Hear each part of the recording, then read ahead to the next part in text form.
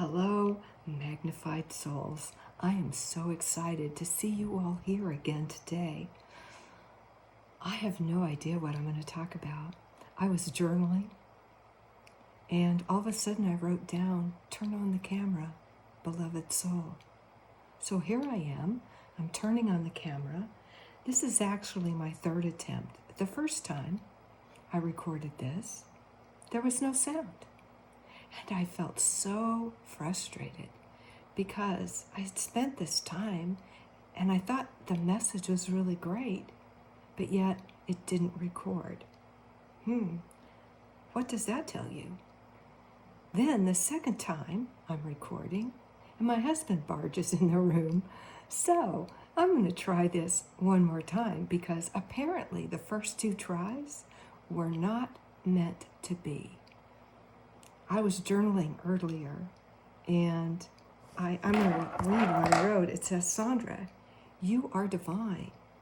There's a part of you that knows exactly what to say and how to say it. Trust that part of you. Turn on the camera, and we'll do the rest. So I'm asking Spirit to guide my words as I speak to you.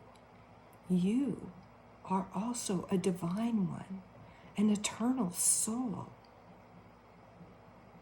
Every one of us needs to turn within and listen to that inner guidance that lives deep within our hearts. That soul that chose to be here on this earth. And you can say, no, I didn't choose to be here. But you know what? You did. You chose to be here during this time of this great awakening. And maybe your soul just isn't quite ready to remember who it is, and that's okay. And if that's the case, this video is not for you. But for everyone else, you know you're a divine soul. You know you're an eternal being. So why, when we're trying to manifest something in our life, do we allow anyone else to lead us? Why do we look to others? Who knows us best? Who knows you the very best? It's you. You know you. Why would you listen to anyone else, to their opinions about you? When people are giving you feedback about you, it's based upon them. You are the mirror. They're not seeing you. They are truly looking at a version of themselves and judging it. And so when they speak, it's based upon what they're seeing, their own perception, their own thought processes, their own beliefs about how things should be. And this is where we get into trouble with manifestation. We are electric beings, right? And we operate on a frequency. So if we want something, we have to operate on the frequency of the thing that we want. And believe it or not, our thoughts are what guide our frequency. There was some research done recently by some neuroscientists, and they took cells from different people and they put them in different rooms. They had 2 rooms. And in the first room, everything was very positive. The talk was positive. The colors were positive. And in the other room, it was dark and negative things were said to the cells. The cells who had the positive feedback, they were very active, and they were strong, and they were reacting in a really glowing, bright way. The cells in the other room didn't do so well. They shrunk. Their light dimmed. They became weak. What does that tell you about our own self-talk? When we're trying to manifest something, let's say it's wealth. I want to be wealthy. And you want to draw, and it has a frequency, and you have a frequency. Think about a magnet. If the two frequencies match, what happens? Whoop! They join together. But if there's something off in the frequency, this and this can't get together because they're repelling each other. That's called resistance. So when we are trying to manifest, the key is to look for, where do we have resistance? What kind of thoughts are we having about the very thing that we say we want?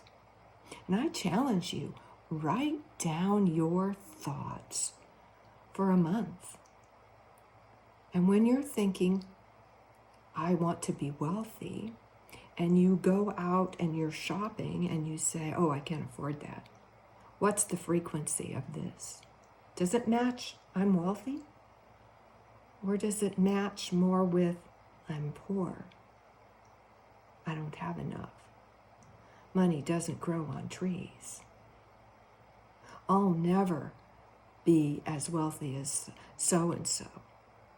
I'll never have the things I want. That is resistance. And how do we tell when we have resistance? Do you know? Can you feel it in your body? It's a contraction. It's a protecting of myself. It's a pushing away of something that I don't want. I don't want this. I don't get away from me. It's truly felt within your body. So when you're saying, I'm going to be wealthy, I'm going to do everything possible to be wealthy, check what's going on up here, because oftentimes we're not saying, I'm worthy. I am going to be wealthy. I deserve to be wealthy. We don't visualize having that wealth. We don't feel what it feels like to have that wealth. When we do that, that's when we become the magnet. But we have to become consciously aware of these thoughts that are pushing away the very thing that we want. So how do you do that? How do you figure out what these deep-rooted beliefs we have about ourselves are? Our deep-rooted beliefs that we've been taught since we are children. Think about the things that your parents said to you repeatedly. Was it that you had enough? Or did money not grow on trees? Were the Joneses always doing better than you? Look at those thoughts and write them down. And write them down and then take that page and burn it. And then watch them disappear as they burn, or bury and scatter those ashes and say to yourself, it's gone, it's done. There are other ways too. When you write it down, a lot of time your mind doesn't realize it's resisting. So notice, like, are there patterns? What am I repeatedly saying to myself? And then go out there and find a guided meditation or a visualization that works on those particular thoughts and retrains your brain. What you want to do is retrain so you begin to get those neural pathways thicker in your brain that say, I am abundant, and you want to make it weaker on the side where we have the disbelief, because we'll never manifest what we truly don't believe here, inside, deep inside. And believe it or not, you are worthy. You can have everything. You are enough. Believe it, because it is true. You are a divine being from God Himself. I refer to God as the creator of all things in this universe. And I often think of the creator kind of like a human. The creator has all these cells and organs within his body. And all these cells within our body, they kind of think they're independent and individual. But yet, they're connected together. And in order for the body to function, needs all of the cells to work together. And that's kind of how we are. We are a part of God. We're just a cell of God. God wants to experience everything, every aspect, positive or negative. There is, in God's eyes, there is no wrong or right way. Everything is a learning experience for God. Same with us. Everything we experience in life leads us forward on our path. Only our soul knows what that path is. The soul of you knows exactly who you are. It knows exactly why you're here. It knows exactly the path that you're supposed to follow. But the only way to get in touch with your soul is to dig deep inside. Look within. See what you find. Because you are special. You are unique. There is no other person on this earth, even if you're an identical twin, that's exactly like you. And because there's no two people on earth that are alike, there's no two people that have the exact same path. And even though we may do the same things, we'll approach it in a different way that's unique to us, that's unique to our thoughts. I don't know if this message will resonate with anyone, but it resonates inside me. And I know that somehow somebody needs to hear this. I don't know who. I only know what my soul is telling me. And they said, press record and trust. So I'm sending this out there to you, whomever you are, you. Because you called it into you. You needed to know whatever this was. You are so divine. You are so perfect. Remember who you are. Remember what you are. Find out. Look deep. Journal. Write. Don't write about anything, just write. Just write and write and write, and you'll be surprised at what comes out. Write about your day. Write about that argument you had with your spouse.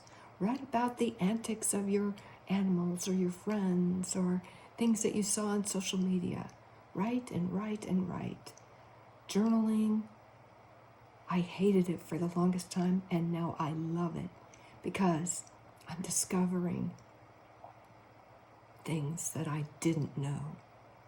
And I guarantee you'll discover things about yourself that you didn't know, that you've always wanted to know. Try meditation, journal, use affirmations. Get up in the morning. If you're trying to draw wealth into you, get up in the morning and look at this abundant universe and find 3 to 5 things to be grateful for. Maybe it's the warm covers as you snuggle in your bed. Maybe it's the animal that's resting their body against yours. Maybe it's the arm of a loved one flung across your body. Maybe it's the warmth of this shower that cleanses you, of the water that hydrates you, of the sun when you walk outside that shines on your face and even on a cold day warms your body. I guarantee you, when you start to look, you will find so many things to be grateful for. And when you start to be grateful, you become the magnet and you start drawing those very things that you're dreaming of right to you. Try affirmations. I choose to be present in every way today. I am a wise and wealthy woman, man, whatever you are. Every day, in every way, I am getting better and better and better. Write down 3 or 5 affirmations. Listen to some affirmation videos. There's some really good ones out there. But do that every day. Listen to it without fail. You'll find that you begin to retrain your brain. Go to sleep with a sleep meditation. Somebody's voice that really calms you. I love Jason Stevenson myself. He's phenomenal. But there are others out there who are just as good. And I encourage you to find somebody that resonates with you. Start digging inside you. Don't look anywhere outside you for anything. All the answers are in here. Everything you want to know, everything you need to know about yourself is here. It is not out there. Look deep. Talk to your soul. Find out what it wants, why it's here. Why did you come here? We all have a purpose. And some of us have a simple purpose of just being a family member. Some people have a purpose of being famous and drawing people to them. Every one of us, you have a purpose. We all have a purpose. Find your purpose, and I guarantee you will find your way. And before you know it, you'll be that magnet, and everything you desire will come right toward you. Thank you for listening. Have a great day.